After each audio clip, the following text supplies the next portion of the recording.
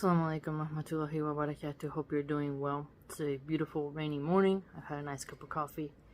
And recently I've been thinking about what can these women do after they have a large body count. And that's the only real term.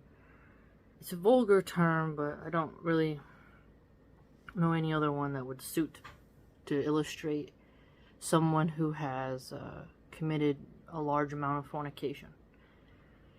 So, one way a woman who has a high body count can change is that you can reflect about how much trauma you gained by letting that many men who couldn't care less if you died have access to your most intimate parts. And if you do a lot of self-reflection, you'll begin to see that you didn't actually gain any power. Rather, you just became more jaded and bitter and broken. You're not missing out on a whole lot. And what I've noticed is the women who are shutting off from men, they have a large display of male phalluses, plastic male phalluses of different sizes and textures. One woman boasted she showed in her bathtub just how many she had. And I noticed this trend amongst rad femmes, okay? And what's strange about this is it reduces the female need for companionship. And if a man had one of those pocket female organs, we'll put it the most PG way possible, that Joe Rogan and Eddie Bravo promote, and Joe Rogan's older episodes, because I've watched Rogan for about 15 years, you will see he used to sell those, okay? And no matter which way you square it, selling an isolated part to somebody and thinking that is a substitute for human connection is really going to create a sick amount of people who are dehumanizing themselves and their fellows. So if you have a high body count, you don't really know how to start changing. You have to forgive yourself, and you have to want to change, and you have to admit how you got where you got, what musicians led you there, and you have to take accountability for how you were blinded, right? How you overlooked certain red flags, how you actually didn't respect yourself. You let guys who were losers get it and leave you.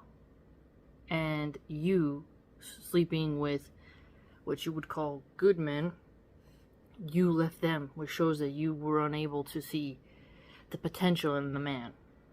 And the fact of the matter is, whether you left them or they left you, no pair bonding happened in that moment. They didn't want to stick around with you. And that's a problem, because it actually shows your worth. And those who want to stick around and wife you up actually really like you. And if you were rejecting good men, that shows that you don't really have a proper judge of character. And it shows how much we need fathers around who are good, male walis essentially, so that women can wake up to a high quality person who's in front of them who would be marriage material. Because your beauty isn't gonna last as long as you think it is. And looking at a photoshopped, AI generated almost celebrity with pounds of makeup on and proper lighting, and saying that you're gonna be that attractive at 35 and not have health problems or something like that, it's gonna be very intense, that wake-up call. So don't get lost in the intoxicated beauty that you have right now and share it with all these men who their faces will all be like shadows later. And if you do that kind of stuff in the same community you live in, you're just, it's like pooping in your own bed, you know? You're really just showing that you don't actually value yourself. You may have long nails and long eyelashes and Botox lips and a stupid Chanel bag and a car you're paying on, a BMW or Mercedes or whatever.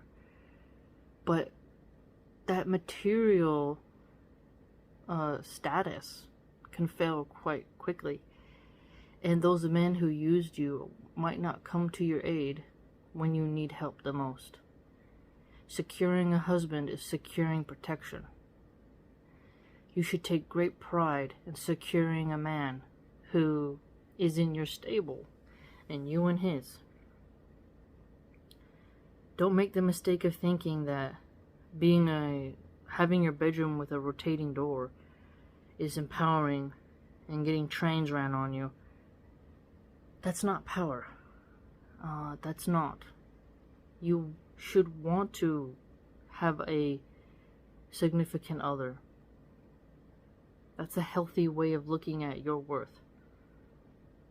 These women will call themselves queens, but queens historically were not allowed to be a rotating door. And in the castle, there's a lot of eyes. And if a king came across his woman shagging the stable boy or the help, well, that's going to be a huge problem, isn't it? So a queen has territory, responsibility. She's held accountable to her subjects. She has to have a certain level of decorum, discipline, and honor and virtue. And she has money. Okay? She has money. She has the fear or the love of her people. A solitary queen only has suitors for her beauty for a while. Then when she ages, a marriage such as that becomes a political alliance to where her assets and territory are something to help the man. And if you're looking for, like a lot of queens, if you look at it, they want to have a bloodline succession. They want to have children, and they raise their children with the best of tutors. So, you can't call yourself a queen while letting losers hit it and quit it and leave you. Marriage is a contract and has more dignity, honor, and value, and shows your value. Someone wanting to marry you and put in the work to keep you shows that you are actually something beyond just a jizz rag. Women cannot imitate men in that way. You actually become a madam and very occultic. And even in American Horror Story, with the old Coven witch, I think it was season 2, the head witch, like, she wants to be beautiful and young forever. She loses her sex appeal and becomes very envious. I don't know why Allah has made me meet a lot of these older occultist women in my own life, but they hate aging. They all look like these weird eyebrowed Disney villains. It's quite strange. But women who have cycled through a lot of men and have seen the dark side of men due to how many they've had interactions with intimately, they gain so much wicked knowledge about men that it's like their eyes, the lens of their eyes, have become fried against them. And you have to watch out for those types of women. You think they're going to give you some ancient wisdom. In reality, some of them just want to see the lamb get eaten by the wolf. You must be careful. Just because a woman has this sort of sexual aura doesn't mean that she's going to help you or be your mom or really care about what happens to you if you make a mistake because of the advice she gave you. She won't be there to rescue you. So you need to keep that in mind. A lot of the older occultist witches who teach you how to hurt men, they're not gonna save you or give you a place to live. Yeah, some of them will tell you, oh, this one was beat, and so this is what she should do to get in his head and make him hers or whatever. But in reality, a lot of those women, they give out advice, but they will bear no responsibility for your failures, and they'll leave you stranded on the island by yourself, as they say. So keep that in mind as you engage in risky behaviors. You will bear the burden of that, the social burden, the medical burden. And it's not bad to want a husband. It's a tough path to find someone who you can tolerate, but it's still something that you should do. Even if you have to get a chubby guy, you still want to have somebody who you like mentally or physically, and who is on a suitable level of tolerance for you. Being perpetually alone and silent and just going to work and not having someone to care about your well-being can really make you struggle. And if you're single, floating around, bothering your friends who have kids, that's going to be a problem. And your friends who have kids will have a different outlook on life and different responsibilities because of how their life is structured. People change once they have children and their priorities become different. Your priorities as someone who is a childless person are going to be quite different, and you might have trouble relating to the women around you whose total mind has changed. So if you have a high body count, examine yourself, fix those faults that you made, and share the wisdoms that you got along the way that trapped you there and kept you there. It's a very troubling path, and we have to keep working on it, but the more you speak up, the more you'll see that those women who encourage you to engage in such behavior and the men who enabled it and rewarded you for it, they don't have your best interest at heart. Something to think about. If you'd like to join my blog, it's www.subscribestar.com/Milahan. Hope to see you there.